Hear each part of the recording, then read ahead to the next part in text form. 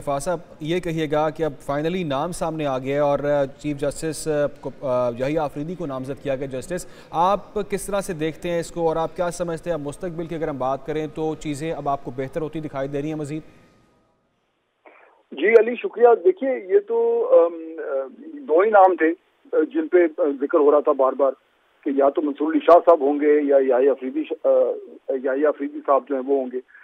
تو اب جو یحییٰ آفریدی صاحب کا ہو گیا ہے اس میں تو یہ تو کوئی نہیں کہہ سکتا کہ بھئی کون زیادہ ڈیزرونگ تھا اور کون کم ڈیزرونگ تھا، کیونکہ دونوں بہت ہی معزز جج صاحبان ہیں اور دونوں کے جو کریڈینشلز ہیں وہ تو بالکل امپیکیبل ہیں، اس میں تو کوئی شک ہی نہیں ہے. لیکن یہ ہے کہ وہ جو سینیورٹی کا پرنسپل تھا اس پہ لوگ انگلیاں اٹھا سکتے ہیں، لیکن کیونکہ اب ایک نئی آئینی ترمیم ہو گئی ہے تو اس میں اب یہ مکمل طور پر قانونی ہے، لیگل ہے، اور یہ اس کمیٹی کی ثوابدید ہے. تو انہوں نے یہ فیصلہ کیا اور میرے خیال میں یہ سب کو قبول کرنا چاہیے. آئین و قانون کے تحت ہوا ہے اور 8-1 سے ہوا ہے، تو اس میں تو کوئی پرواہ نہیں ہے. اچھا، دوسری بات یہ کہ جو اب جسٹس آفریدی ہیں ان کی جو ریپوٹیشن ہے وہ تو بہت ہی زبردست ہے. یعنی ان کو آپ جس سے بھی پوچھ لیں وہی کہتے ہیں کہ یعنی کہ بہت ہی انڈیپینڈنٹ مائنڈیڈ یہ جج ہیں اور ان کی جو ججمنٹس آتی رہی ہیں ان سے یہی ریفلیکٹ ہوتا ہے کہ نہ یہ کبھی اس گروپ کے تھے نہ کبھی اس گروپ کے تھے. گروپ بندی تو رہی ہے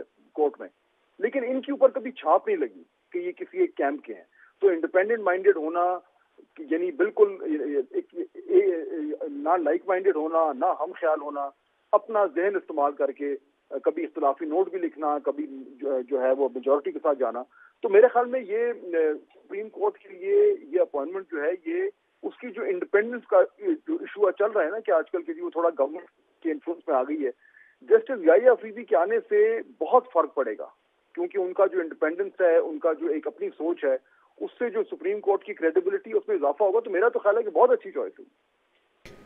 لیکن فا صاحب جس طرح سے ہم نے دیکھا کہ جے یو آئی نے اس کی مخالفت کی، اس نام کی مخالفت کی، آپ کیا سمجھتے ہیں اس کے پیچھے کیا معاملات ہیں؟ کیوں انہوں نے ان کے نام پر جو ہے وہ اتفاق نہیں کیا؟ کیونکہ فیصلہ 8-1 سے سامنے آیا.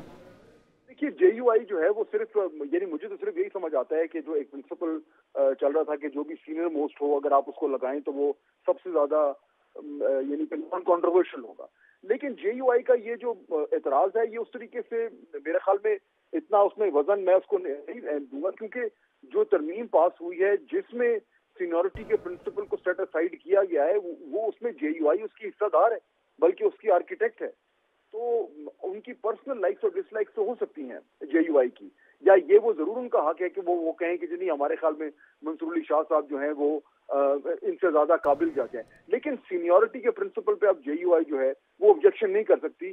وہ جو ان کا منطق ہے میرے خیال میں وہ آئینی ترمیم پاس ہونے کے بعد ختم ہو گئی ہے، کیونکہ وہ اس کا حصہ رہ چکی.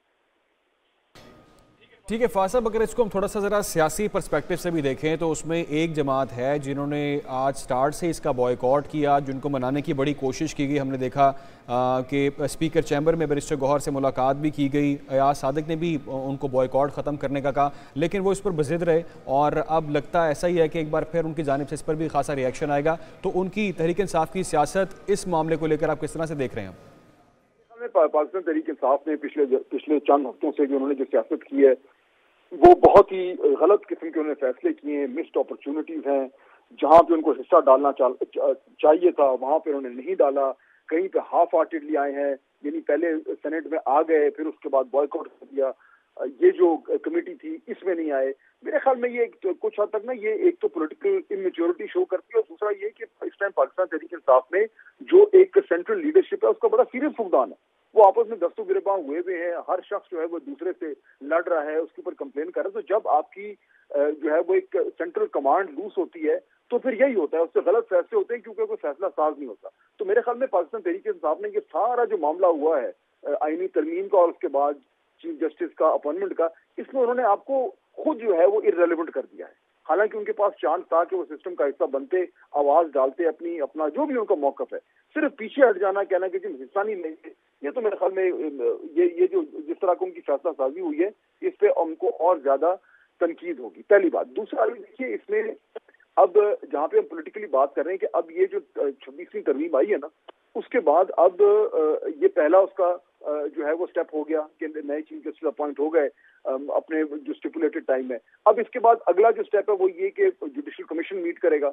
جوڈیشل کمیشن جو ہے وہ آئینی بینچ بنائے گا, اس کا ایک پریزائڈنگ افسر لگے گا, اور اس کے بعد یہ معاملہ پورا جو 26ویں ترمیم کے نتیجے میں جو ایک نیا نظام کھڑا ہو رہا ہے وہ اگلے 2-4-6 دن میں مکمل ہو جائے گا. ہاں اس کے اوپر اس میں کنفیوژن ہوگی, اس میں پرابلمز ہوں گے, اس میں تنقید ہوگی, بالکل ہوگی, لیکن وہ نظام کھڑا ہو جائے گا.